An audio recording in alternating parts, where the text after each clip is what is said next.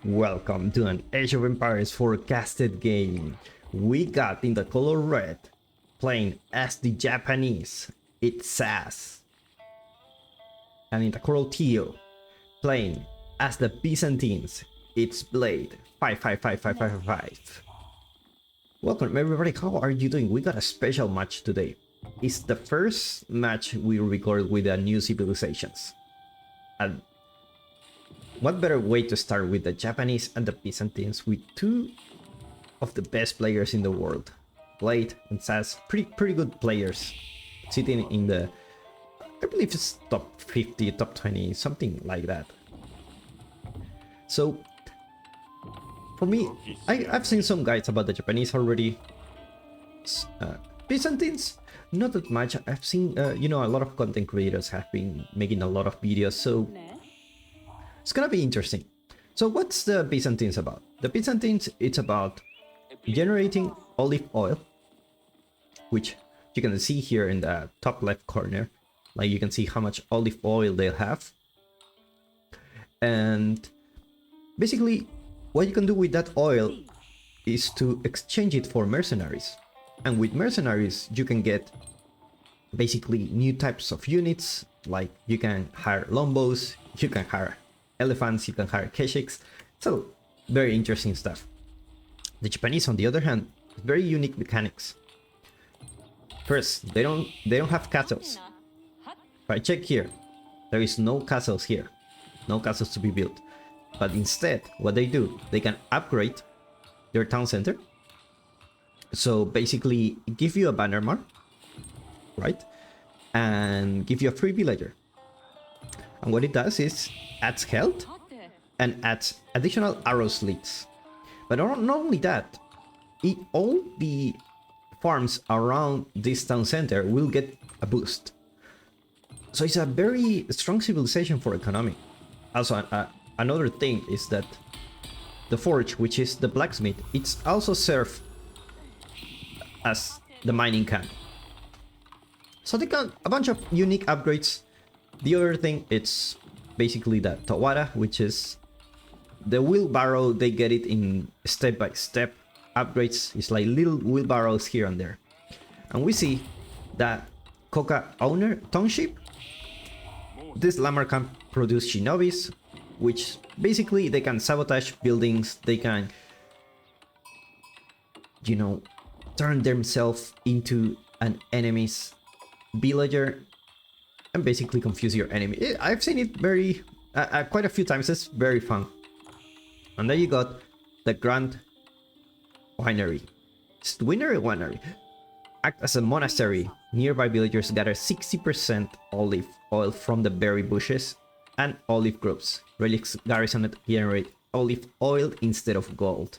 So basically, this is a boost for your olive economy. Very interesting. I guess we're gonna be learning as we watch these two guys play. We see the first cistern being built. Remember, the cistern, it will give an aura. I don't know if I can see the radius. There you go. There's a radius of the aura that it can basically boost. In this case, military unit production increased by 20, 40, 60, 80%, 100%, depending on the water level you got on the cistern. And then you can have like different types of cisterns and then decide like which one to put where. And basically you will get a bonus. As you expand your empire, you will connect those cisterns.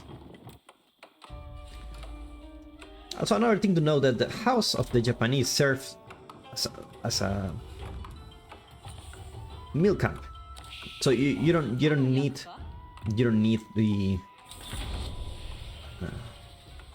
the meal. Basically, the house serves as a meal. So it's a very good idea to just put your houses next to your berries.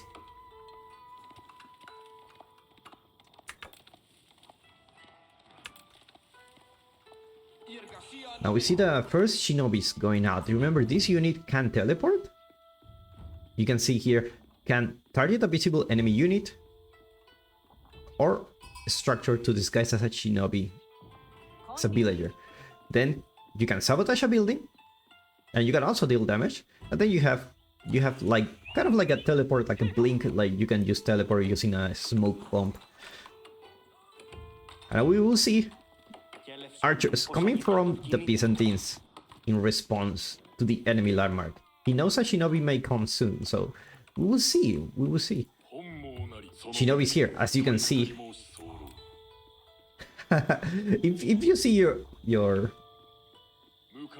base, you don't see him really. You don't see him. Yeah, he cannot see the shinobi. Wondering where he will go. Looks like he knows he's there. He's like, this villager is very suspicious. He's gonna run fast. Looks like the mining cap got sabotage. Looks like got sabotage. I mean, unless I'm wrong, there is no. There is fire there.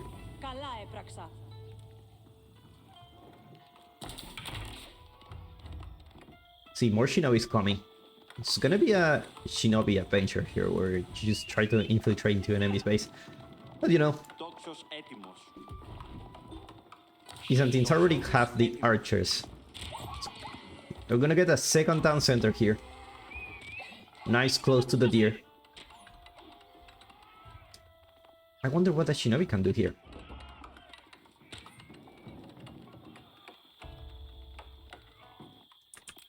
Let's check out Sa's point of view. With a shinobi here. Look at this. Trying to find any building to sabotage, but he won't really find anything valuable yet. I mean, honestly, what? You could sabotage the archery range just so that they can't, like, they stop producing units. But that's a little bit too close to the town center. You will die. Remember, the sabotage takes like around 4 seconds, and then it starts counting the effect. So if they kill you before you sabotage, then you're gonna... Yeah, the building won't be sabotaged. Let's check out Japanese base. Second town center, also for the Japanese. Nice and safe next to the deer in the back of your base. Easily wall this off. Talking about walls, if you haven't tried to wall something in the new expansion, you're gonna love it. It's so much easier. So much easier. One of the best updates, quality of life updates I've ever seen. Now, I think Sas didn't get much value from this shinobi. Like, honestly, he didn't do much. He may force his opponent to create an archery range, but that was a huge investment. We see the first mercenary contract unlocks longbow, langnesh, and stretchy mercenaries. Oh, so this is the Western mercenary contract. Okay, okay. And I've seen some people put these mercenary contracts other places in the map. I'm not exactly sure why. If it's part of the mechanics of the Byzantines that your contracts need to be outside of your base. Shinobi will go down here. Now the Japanese have another landmark that acts as a lumber camp, but also generates farms around it, which is extremely good, to be honest. It's one of the best landmarks I've ever seen in the game. Give you a very nice economy. You can focus on early aggression, and it can go well. So the scout may go down if he doesn't notice. He noticed on time.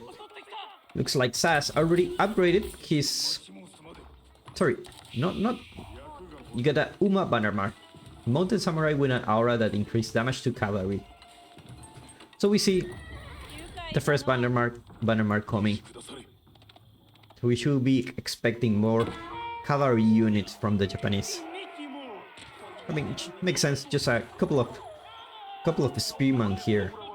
Actually, not any spearmen. It's a tiny anti-cavalry specialists, increase health. Basically, I believe they have more health. Let me take a look. No, I'm not really sure what they're special about. Shinobi gonna get caught again. Looks like Sas didn't make the right choice for the for the landmark this time.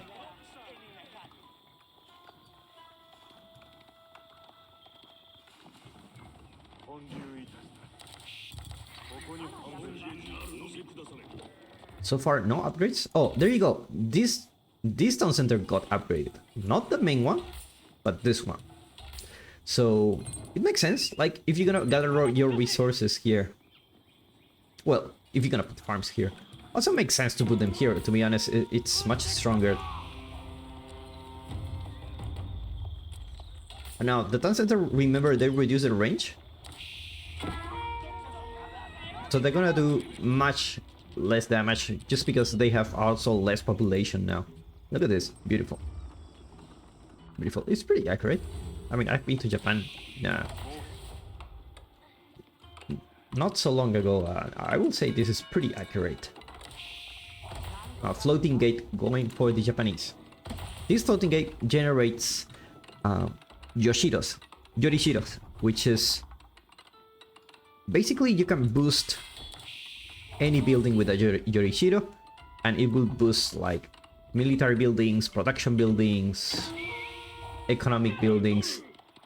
So basically you will spawn a Yorishiro here and there, and you will decide where to put it. The problem is, if you lose that building, you will also lose the Yorishiro. So you gotta be careful here not to put it in the building that is very exposed to the enemy, to enemy attack. And we see one Shady Scorpion. What is it? Shade of Scorpion. Greek Fire. Is this the new ram? There you go. Look at this. Yeah, take a screenshot here. Nice. Beautiful. Well, they're gonna burn fast. Remember, historically, Japanese have been used wooden structures just because they are very good against earthquakes. They should burn fast. Oh my god, look at that thing. It's just burning everything. SAS, losing population very quickly. Last house gonna go down, and with that, max population. Now he's overpopulated. It's pretty accurate, actually. Now he will go for the second town center. Let's see how SAS decides to defend this. The Bannerman, not really in a good position here. Does this place have the Yorishiro? Yes, it has. As a Yorishiro bonus, he will start creating samurais. Basically, they are the man-at-arms of the Japanese, and the cool thing they have is they can block any attack. The first attack they have, no matter from what, they will block it, and then they will have a cooldown to block the next attack, but they need to be out of combat. So he's doing a good job moving his villagers to the north. And look at this Rams. They're doing such a good job against those buildings. They really burn fast. And not only that, you need to travel less distance. Asia on the other side of the map. The Cistern of the Fierce Hill. Act as a cistern, unlocks the Pilgrim Flag's ability in non-siege military units, which can be activated to increase health generation per 25 per second for 10 seconds. Interesting. I will lie to you if I tell you I understand what I was reading. It looks very complicated. Now remember, the villagers, any kind of unit that gets in front of this will also get damaged. You can see these units. Are these units getting damaged? They're not. They're not. He needs to deal with this. He cannot lose this military building, otherwise he will lose the Yorishiro. He's doing a very good job on repairing this. Looks like it's not gonna go down. And looks like the special ram also went out. Now there is time for the comeback here with the samurais. We've got the Uma Batterman. Let's switch mostly for cavalry. We have the mounted samurais. Now it's time for SAS for a counter attack. Now the archers won't gonna be able to do much here, I believe. Looks he decided to sacrifice his mounted units. Interesting choice. See more upgrades coming. It's like these are economic upgrades also for so far no Takesaiku for the Japanese. Remember, this is like the mini wheelbarrow they will have over time. And we see that katana butter man. I always see like better man become a better man. It's the banner man, so he will be able to boost this infantry units. See, they got a buff here. They got melee infantry attack damage bonus by 15%. Now, looks like SAS made the right choice on upgrading this town center and not the main one, just because it is so vulnerable that if it wasn't upgraded, probably it will go down. And I believe it was the right choice. Shinto Shrine. Gonna get those relics. So far, one for the Japanese. No relics being contested for the Byzantines yet. Still gathering more army here. You got a mix of man-at-arms, crossbowman. Sorry, not man-at-arms. Just basically spearman and crossbows to deal with the samurais. Or remember, the samurais will also block any incoming damage.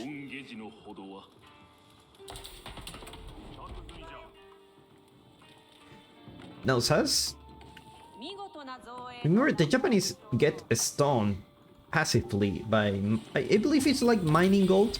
They get stunned passively, so in a way, even if you don't mine stun, you will also get some nice passive stun income, which you can use to upgrade your town center into a manor, or yeah, basically you can do that, or also some economic upgrades.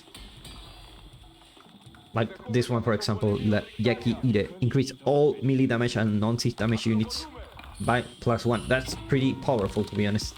But that's for Imperial Age. You see olive groves already building inside the Byzantine base. This will serve to gather olive. And basically, what they will do is to gather olive, and you will use it to, you know, hire mercenaries. See a mercenary house here. Do we see another mercenary house somewhere? I don't see it. I don't see it. Only one of them. Or forget about the mercenary house. We got important things here. We want Lanknesh joining the party here. It's like the house not gonna do much. And also this tower also gonna go down. Now we see 2 Mangonels for the Japanese also. So they should be working quite fine against this army composition. Let's nice Mangonel shots. Gets a handful of units here. Samurai gonna be able to do some decent damage. They reflect the damage. Sorry, not deflect, but block the damage.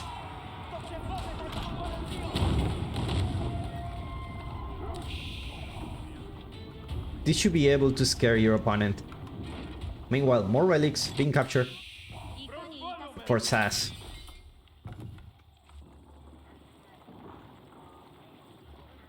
Upgrades going on for... It's gonna be the veteran limited. Is it like the spearman? Or is this the spearman? Let's take a look. Yeah, these are the spearmen. So you can enter a defensive stance if you put it. Very interesting.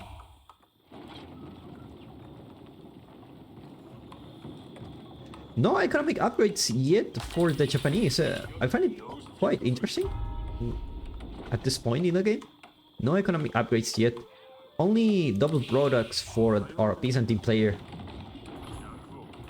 Going to get lumber preservation, which is nice upgrade. But so far, no economic upgrades yet. No wheelbarrow yet. Oh, the reason... sorry. They don't... Of course, you don't see wheelbarrow here because they don't have wheelbarrow. And I believe... Yeah, he didn't. Byzantines didn't care about the wheelbarrow. Remember, these guys are also, while they're very, very good players, they're also learning how to play the civilization. There is no meta being like that we know that this is the optimal way to play the civilization and this is how it was meant to be played. And a civilization like the Byzantines that are so complicated, they can really, you know, even make a professional player like this have their thoughts on it, like how do you play this, because it's really different. It's really different. You have so many different types of units, so very different ways of playing. It looks like Blade wants to get some damage done. He has the army numbers. Infantry will be able to create the rams here. Outpost gonna get reinforced. Actually, it's like a storm reinforcement, but it's actually like more wood, basically. Now Sass noticed the attack. Sprinkles also for Blade. Gotta be careful. Also 2 sprinkles for Sass. Look at fast this gate goes down. It's like beautiful. Sprinkles not doing much damage to those rams. It's gonna spot the Sprinkles. A ram goes down.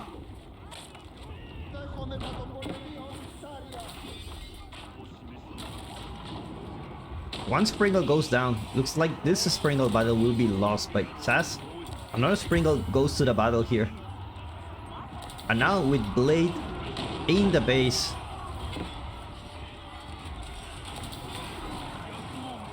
Sprinkle goes down. Nice Mangonel shot here. It's like a Samurai doing a really good taking the damage here. The ram being so annoying by burning buildings. Looks like Blade is gonna lose his mass here. Samurai is doing a really good job against this army. Just because they can't block any first attack, it's a huge deal actually.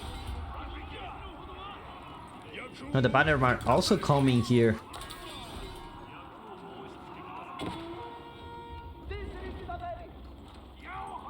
We see the Japanese with a lot of income now. Spark, his farm transition has started.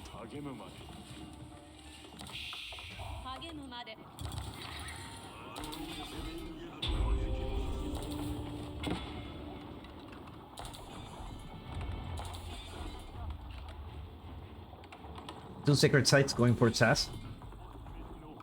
It's like he will wait a little bit. He will wait a little bit. Let's talk about our resources. Got a gold here. Do you still have gold in your base? Still have gold in your base. Kind of. Yeah, you still have this one and this one. So you're pretty safe inside your base. Both players should have enough resources. Sprinkles also joining the field. Gonna be careful not to lose the Mangonel. The Mangonel is the only thing that is saving Sass right now because Byzantines have huge military numbers. Is this like the Ottomans where you will see always huge military numbers from your opponent? 3 Sprinkles for both players. Let's see how they manage this out. More rams coming for the Byzantines. It's always annoying to deal with those rams.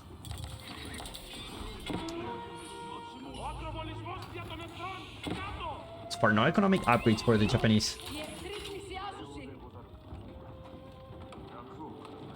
Actually, do they have economic upgrades? I don't think so.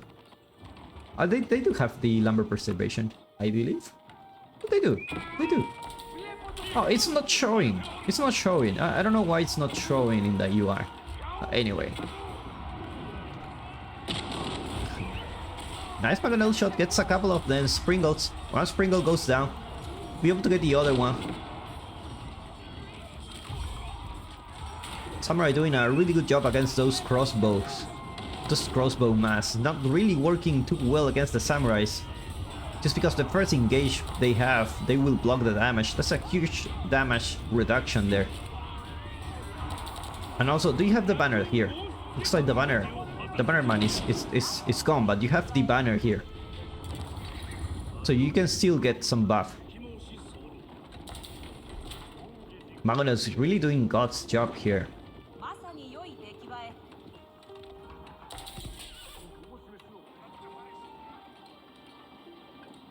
Love the design of these ramps, they look so cool.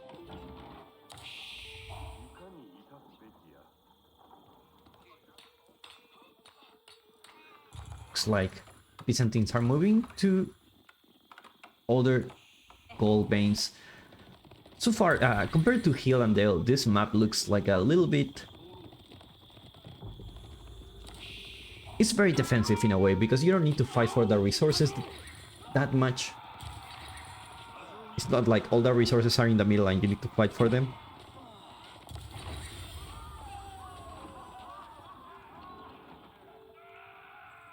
And we see Imperial going out somewhere in the map. Imperial, it's going. There you go. Is the attack. Tanegashima Gunsmith.